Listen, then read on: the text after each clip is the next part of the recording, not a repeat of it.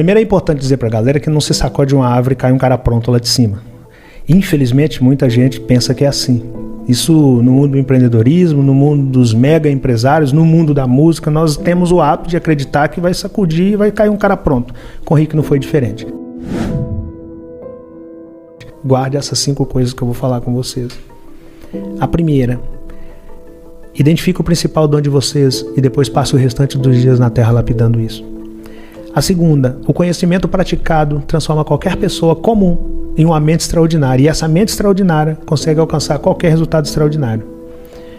A terceira, não cobre da terra santa aquilo que você não semeou nela, a vida é a lei da semeadura. Se não plantou, não cultivou, não reclame do seu resultado. Se plantou, cultivou, mas abandonou o cultivo ou abandonou o plantio, não reclame do seu resultado. Você só vai colher daquilo que você plantou e cultivou. A quarta coisa, jogue em equipe. Sempre, jogue em equipe. Estuda em venda, tudo é venda o tempo todo. A quinta coisa, caso eu não volte, cuide da líder enquanto vida ela estiver. E se porventura ela não suportar, o mais preparado de vocês, assumam a equipe. Cara, era muito forte para um pedreiro, que também tinha o primário, tá falando para 5 crianças praticamente, com a mãe acamada. Sim. E aí meu pai foi viajar. E eu fiquei pensando, o que será esse negócio de identificar dom? Uma criança, né, cara? Esse negócio de lei da semeadura, que ele falou, a vida é a lei da semeadura. Eu falei, o que é semeadura? Como assim o conhecimento transforma? Eu era curioso, eu ficava me perguntando essas coisas. E aí um dia eu fui pra escola pública, né? E eu era o ralé da escola que eu estudava. Aí chego lá na escola, os garotos começam a falar que carne era gostoso. E eu não tinha comido carne até 7 anos de idade. Eu de fato nasci no caos do caos da miséria. A gente comia o básico do básico só pra forrar estômago mesmo, pra não ficar com fome.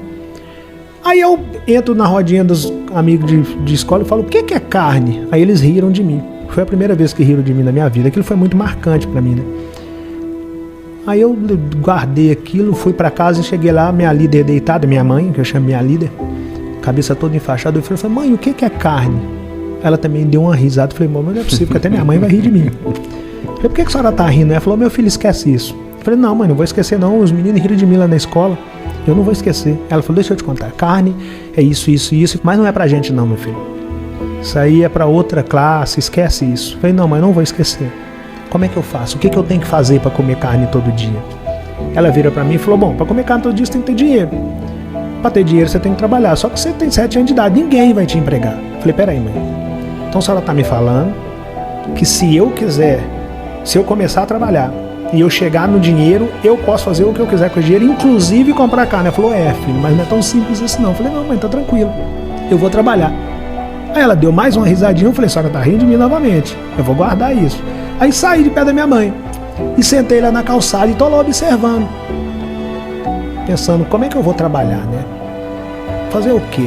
De fato a minha mãe tá certa, ninguém vai me empregar. Só que aí passa um cara vendendo verdura, um verdureiro, a verdura num carrinho de mão, e para na porta de uma casa e oferece verdura pra uma senhorinha chamada Dona Conceição. Aí pela primeira vez na minha vida eu vi aquela cena clássica, a mercadoria passando para um lado e o dinheiro passando para o outro. Quando eu vi aquele cara pegando o dinheiro, eu falei, opa, esse cara tem dinheiro, esse cara pode comprar carne. Eu já tinha um lugar que eu queria chegar, comprar carne. Eu nem sabia que aquilo poderia ser propósito, que aquilo poderia ser um projeto, não sabia. Eu só sabia que eu queria comer carne. Eu falei, eu quero perguntar a esse cara como que ele chegou nessa verdura. Aí eu esperei ele fazer o atendimento dele. Quando ele passou perto de mim, eu falei, moço, como é que o senhor fez para chegar nessa verdura? Ele virou para mim e falou, olha meu filho, eu tenho uma equipe. Eu falei, esse negócio de equipe deve ser importante. É a terceira vez que eu ouço essa palavra. Eu falei, me explica a sua equipe, moço. Ele falou, bom, eu tenho um financeiro, que é quem compra a semente, eu tenho uma pessoa que planta, depois da pessoa que planta eu tenho uma que cultiva, e depois eu tenho uma pessoa que colhe, e eu sou o cara que vende. Quando ele falou, eu sou o cara que vende, eu falei, não, então eu quero ser o cara que vende, porque na minha mente o cara que vende era o cara que pegava no dinheiro, e o cara que pegava no dinheiro era o cara que podia comprar carne. Então eu só queria comer minha carne, né? Eu falei, eu quero ser o cara que vende. Ele deu uma risadinha, eu falei, eu sou o quarto cara que ri de mim, mas eu vou comer minha carne, você vai ver. E aí entrei, viro para meus irmãos e falei, aqui ó, nós temos que formar uma equipe. E eu só tinha um irmão que trabalhava, que é o mais velho. E meu pai nos ensinou aquela ideia que eu falei no início, de que se por um lado não tínhamos muita coisa, por outro lado nós tínhamos uns aos outros. Então, por mais surto que fosse a ideia de eu falar que nós precisamos formar uma equipe, eles já tinham escutado a palavra equipe do meu pai, do nosso líder, então já não era novidade para eles aquela palavra e também não era um surto eu estar falando aquilo, sendo filho de quem nós éramos. Nós somos, na verdade. Falei, Ringo, você é o único que trabalha. Você compra a semente, você vai ser meu financeiro. Uma criança falando com o irmão que ia ser financeiro. Você, Cláudio, vai plantar. Você, Dila, vai cultivar. Você, Romenigo, vai colher. E eu vou ser o cara que vende. Aí plantamos uma horta. Aí no outro dia amanheceu, eu fui lá, cadê o alface? Falei, pô, não entendendo. O cara falou que era só plantar. E voltei no outro dia, cadê o alface? Voltei no outro, cadê uma semana depois, cadê o alface? Essa parte meu pai não me contou, nem o cara da verdura me contou. Não nasce alface da noite pro dia. Existe um negócio chamado percurso natural das coisas acontecer. E aí você tem que ser paciente com o processo. Eu comecei a regrar todo dia e esperar. E ali eu não sabia, mas eu começava a desenvolver o controle emocional. De esperar o tempo necessário para que as coisas naturalmente acontecessem, desde que eu não tivesse abandonado o que eu tinha plantado e não tivesse deixado de cultivar aquilo que eu tinha plantado, para que eu pudesse colher quando aquilo crescesse de maneira saudável. Logo depois que o alface cresceu e eu comecei a vender, eu vendi tudo no primeiro dia. E no primeiro dia que eu vendi tudo, eu parei numa casa de carne. Eu não tinha essa noção que tudo era venda. Parei numa casa de carne, pedi o cara carne, ele me deu carne, eu paguei, fui para casa, falei com a minha mãe que eu tinha comprado carne, ela falou, cara, você conseguiu alcançar o objetivo. Aí eu fui para a escola no outro dia, felizão, falei, agora eu quero contar para quem falou quem riu de mim. E aí a minha professora, coincidência ou não, no outro dia ela falou, Joãozinho, não lembro o nome das crianças, Joãozinho, você quer ser o quê quando crescer? Ah, eu quero ser dentista, professora. Paulo, e você? Ah, eu quero ser advogado. Sandra, e você? Ah, eu quero ser médica. E a galera me chamava de Tuca. Tuca, e você? Eu falei, eu quero ser vendedor. A professora riu. Falou, Tuca, vendedor é um cara que deu errado em tudo e que o que sobrou para ele foi trabalhar com venda. Aí eu falei com ela, também nem sabia do que eu estava falando, mas eu falei, professora, vendedor é o cara que come carne. Se ele é um frustrado, eu não sei, mas eu quero comer minha carne. Mal sabia eu que eu estava me apaixonando pela profissão das profissões. Tudo é venda. Absolutamente tudo é venda. Tudo é venda. E eu comecei a me apaixonar pela venda porque foi a venda que me possibilitou comer carne. Mas ali eu ainda não estava tão apaixonado. Eu comecei a apaixonar mesmo, foi a partir do momento que eu comecei a vender todo dia, minha horta acabou. Cheguei lá e falei, pô, cadê meu alface? Não entendi, acabou o alface. E quando acabou o alface, eu percebi que eu não poderia deixar meus clientes na mão. Comecei a comprar alface do cara que eu perguntei no primeiro dia, para que eu pudesse atender meus clientes. Só que enquanto eu estava atendendo meus clientes, eu vi um cara engraxando sapato, eu vi um outro menino vendendo sacolé, eu comecei a vender sacolé, eu vi um outro vendendo coxa, eu vi um outro cara vendendo panela, eu falei, cara, tudo é venda. Absolutamente tudo é venda. O tempo todo tem alguém procurando alguma coisa para comprar. E aí eu voltei para casa e comecei a olhar, tinha um pé de abacate, um pé de manga, um pé de mamão, eu falei, peraí, cara, por que eu não estou vendendo abacate? Por que eu não estou vendendo manga? Por que eu não estou vendendo mamão? Aí eu comecei a ver venda em tudo.